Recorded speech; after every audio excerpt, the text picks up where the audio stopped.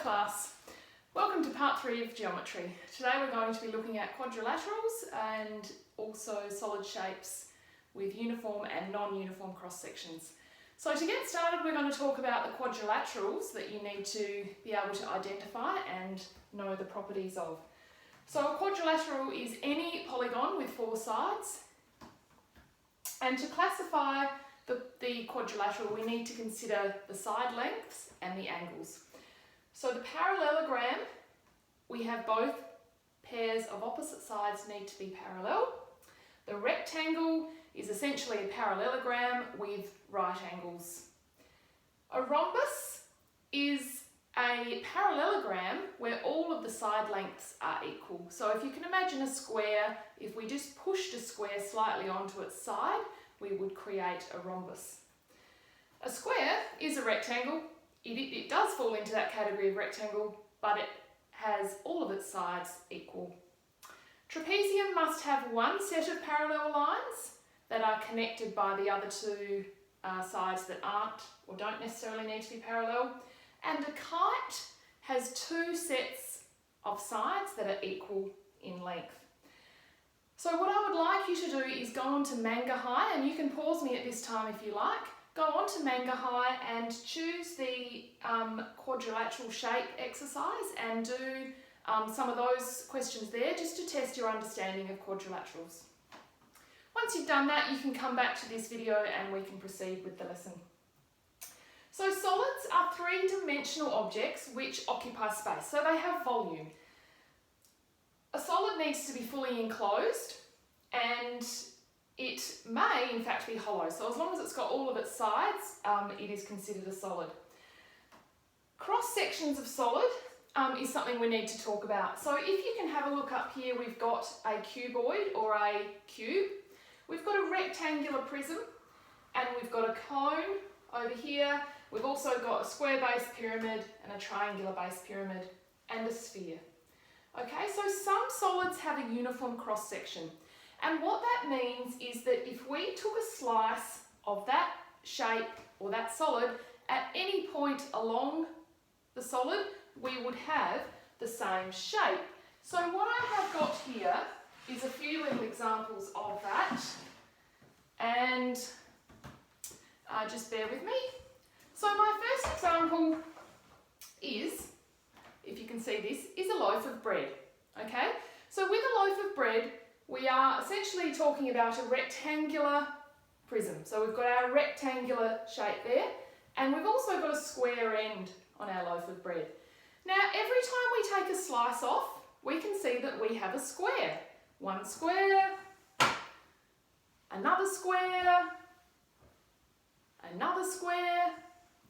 Okay, so all along our rectangular prism, we have a square shape. Similarly, I have a little licorice allsort, and a licorice allsort is a cube. Okay, so we've got a square there and a square there, and each time we take a piece,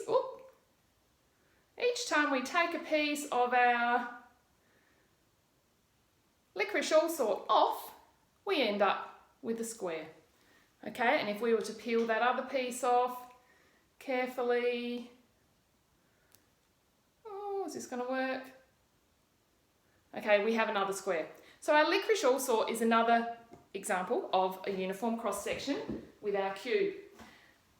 We can have a cylinder with a uniform cross section. So this here is a tin of pineapple, and each time we take an end off, we end up with a circle. And we have another circle, and we have another circle. So our pineapple tin is an example of a cylinder, and cylinders have regular cross-section, uniform cross-section in fact. Okay, an example of a shape or a solid that does not have a uniform cross-section is our pear here. Okay, so our pear is let's say pear-shaped, but it does not have a uniform cross-section, because as we slice off our shape, although we have a circle every time, we can see that our circle is getting bigger and bigger and bigger and bigger, and then it might get smaller towards the end, but it's not the same shape, so it's not a uniform cross section. So you can see that depending on what solid you have, you'll need to determine whether it has a uniform cross section or not. Okay, so hopefully that's made a little bit of sense to you. Some solids will have a uniform cross section, and that cross section may be a variety of different shapes. So we could have a triangular prism, and every time you cut along that prism it would be a triangle. A cone would be an example of the pear, where we're going to have a circle every time, but that circle will be getting smaller and smaller. Okay, moving on to our next category of solid, we have down here are our pyramid shapes. So a pyramid comes to a point or an apex. So if you've got any solid that finishes with a point at the top, we can consider that a pyramid, unless of course it's got a circular base, and then we'll call that a cone.